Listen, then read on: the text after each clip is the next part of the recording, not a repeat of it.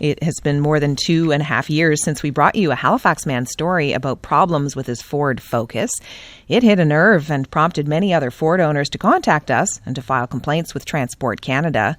And now there's news of a class action lawsuit settlement that will provide compensation for some owners.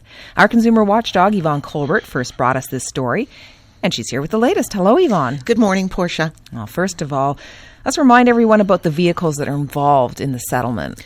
Well, the lawsuit covers all Ford Fiestas from 2011 to 2012 and all Ford Focuses from 2012 to 2016. Now, a settlement was reached between Ford and the class action lawyers, and that has now been approved by the courts. That's a big development. The problem was with the transmission, was it? It was. The cars are equipped with what is called a PowerShift dual clutch transmission, and that's being blamed for the cars acting erratically. Now, I first heard about this from Halifax resident Jordan Bonaparte. He purchased his Focus brand new. He bought an extended warranty, thinking he was getting a safe, worry-free vehicle as he awaited the birth of his first child. However, after 2 transmission replacements and in need of a third, he and his wife stopped driving that car because they felt it was unsafe. Now, sometimes it would move forward when they gave it gas, then it would not move forward when they gave it gas, and then it would surge forward. So he Googled the problem, and he found others with the same complaints. Here's Jordan Bonaparte. I think something had to happen. I think all the people who bought these cars and bought these warranties, they were all wronged by a massive company that didn't seem to want to fix their problem.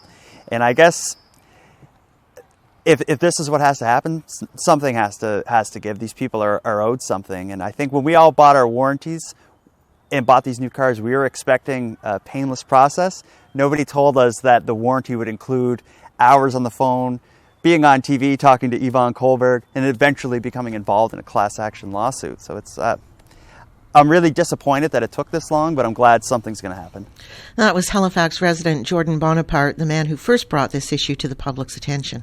Well, after you told Jordan's story, it was one of the most widely read in the country. It certainly touched off a flood of similar stories, Yvonne. Absolutely. I received messages from owners across the country. One of them was going more than 100 kilometers on the 401 in Toronto when her car just stopped. Now, she said she was lucky they were in the lane closest to the shoulder and could coast off to the side without being hit. And on top of that, when owners complained to Ford and its dealerships, some were told it was not the vehicle, but the way they were driving that was responsible for the problem. One Ontario woman was so upset with the car, Portia, and the way that she was treated, she plastered lemon decals all over it. Right, I remember that. Let's talk about the settlement. First of all, will it help people like Jordan and others who no longer own their cars and sold them because they were worried about their safety? It will, although class action lawyer Ted Charney, who's based in Ontario, says it's modest relief. The amounts will be calculated based on the number of repairs that have been made to each car, and they may be as low as $250 up to a maximum amount of just under $3,000 or a discount certificate from Ford for almost $6,000. So that's for people who sold their cars. What about people who still have them? Well, Ford does have the option to buy back the vehicle, but that is totally at the company's discretion. Here's class action lawyer Ted Charney explaining what it means to current owners.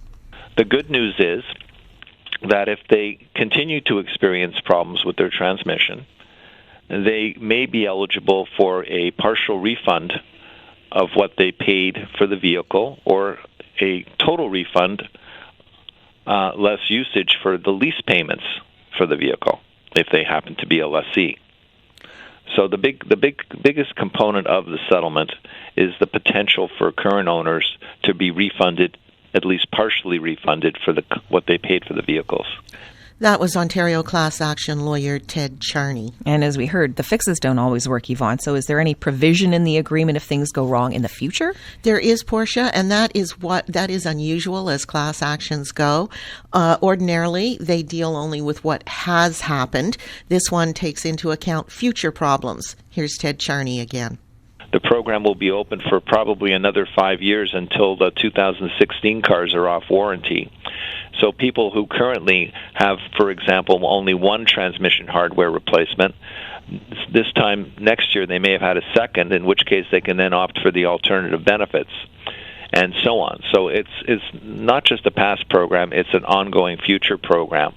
And it's intended to cover a whole variety of different situations involving people who have had these cars over multiple years. And so what do past and current owners have to do to get compensation through the lawsuit? Well, it's being administered by a company called Rice Point, and you can go to their website right now and read all the details of the settlement. However, a claim form will likely not be posted on their site until the end of this month. Now, once claims are received, they say it can take 6 months to a year to process them and issue the check. Now, the settlement, Portia, doesn't mean everyone's going to get a bag of money, and it is going to be interesting to see how claims are processed and the amounts people receive. Mm-hmm. And is this the end of the problem for Ford? No, this is a worldwide issue with these models of cars. Australia has already fined Ford $10 million for what its consumer agency calls unconscionable conduct, and that's one of the largest fines that country has ever issued. And in the United States, Ford has reached a class action settlement, but it's being challenged by some owners who say it's not good enough. A decision from the court there is expected by the end of this year. And here in Canada, Transport Canada is still investigating the issue. It started that probe in November 2013, and it's received almost 2,000 complaints. Now, I inquired about the status of that investigation last week, and I was simply told it's ongoing. Oh, these things can take a while. How's Jordan Bonaparte, the man who flagged this, how's he feeling about the Canadian settlement? Well, 160,000 people in this country are former or current owners of these vehicles, and the judge in the Canadian class action suit suggested it could cost Ford $50 million by the time this is all over. He says he feels proud to have played any part in this, and he has advice for others facing consumer issues.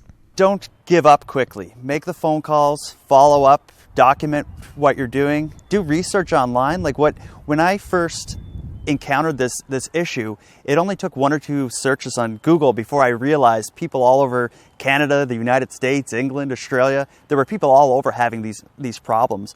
So once I uncovered that just led me down a rabbit hole of research trying to learn what was going on. When you feel like you've been wronged, you just need to protect yourself by being thorough, doing your research and documenting everything, and ultimately not giving up. It's great advice for sure from Jordan there, and thanks for the story, Yvonne. You're welcome. That's Yvonne Colbert, the CBC's consumer watchdog. By the way, last weekend, Yvonne was inducted into the Atlantic Journalism Hall of Fame, a well-deserved honor for doing stories and digging like that. If you have a story you'd like her to investigate, you can send her an email directly, yvonne.colbert@cbc.ca.